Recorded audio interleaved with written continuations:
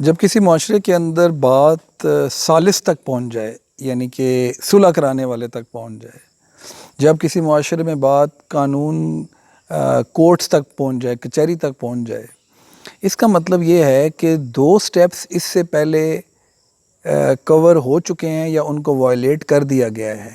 انسانیت کو ڈیفینڈ کرنے کے لیے قانون ایک آخری سہارا ہوتا ہے، لیکن یہ آخری سہارا ہم نے اس کو پہلا سہارا بنا لیا ہے۔ وہ پہلا سہارا اس لیے کہ اس کے اوپر جو دو لیئرز تھیں، ان دو لیئرز کو تقریباً اب پوری طرح پامال کر دیا معاشرے نے۔ اور وہ دو لیئرز کیا تھیں؟ وہ دو لیئرز تھیں انسانیت کی، احساس کی، قربانی کی لیئر۔ بہت سے لوگ ایسے تھے اس معاشروں کے اندر جو کبھی، اب مثال کے طور پہ دو بھائی ہیں، اگر کبھی دو بھائیوں کے درمیان اونچ نیچ ہو بھی جاتی تھی یا دو رشتہ داروں کے اندر، تو اس کے اندر ایک قربانی دیتا تھا، وہ معافی مانگ لیتا تھا آ کر، وہ یہ نہیں کہتا تھا کہ تم نے کیا تو میں بھی کروں گا۔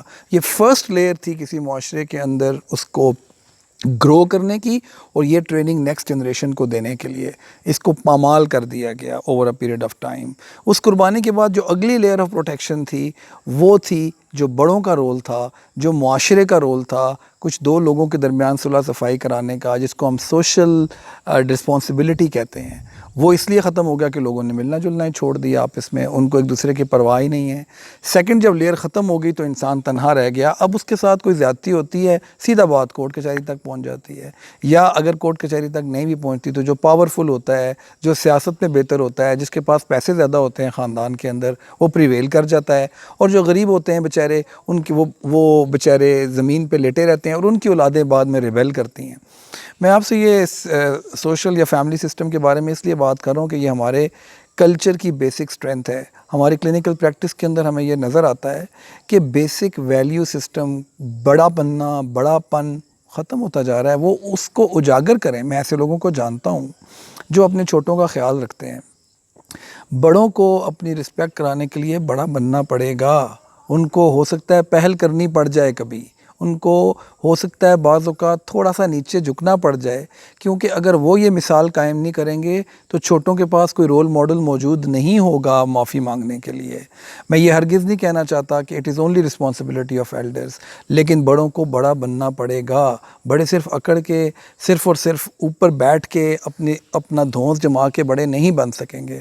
انہیں یہ بات کرنی پڑے گی کہ ہمارا ویلیو سسٹم ہے، ہمارا قربانی کا سسٹم ہے، جو ہم نے ایک دوسرے کے لیے سیکریفائز کرنا ہے، لیٹ گو کرنا ہے، جو فائنینشیل ہے۔ بے شمار اوقات میں ایسا ہوگا کہ آپ کو اپنی فائنینشیل حقوق بعض اوقات شاید تھوڑے سے فورگو کرنے پڑیں، but please that is may be more important than your respect. It's a very important thing کہ جو عزت ہوتی ہے وہ چھوٹے چھوٹے گینز اور چھوٹی چھوٹی چیزوں سے بہت بڑی ہوتی ہے۔ اس لیے ہر جگہ پہ انصاف اور یہ کہ بس یہ اس نے ایسا کیا تو میں بھی ایسے کروں گا، معاشرے ایسے نہیں چلتے کہ اس نے ایسا کیا تو میں بھی ایسے کروں گا۔ اس طرح تو اگر ایک بندہ غلطی کرے گا تو دوسرے بھی ایسا کریں گے۔ اچھائی کیوں نہیں پھیل سکتی؟ یہ تو میں تو اس کو برائی بولوں گا کہ اگر ایک بندے نے زیادتی کی تو آپ بھی زیادتی کر رہے ہیں، ایک بندے نے جھوٹ بولا تو آپ بھی جھوٹ بول رہے ہیں، ایک بندے نے قتل کیا تو آپ بھی قتل کر رہے ہیں، ایک بندے نے ایک انسان کا حق مارا آپ بھی، تو یہ آپ کا سیلف کریٹڈ انصاف کورٹ کچہری میں پہنچ جاتے ہیں۔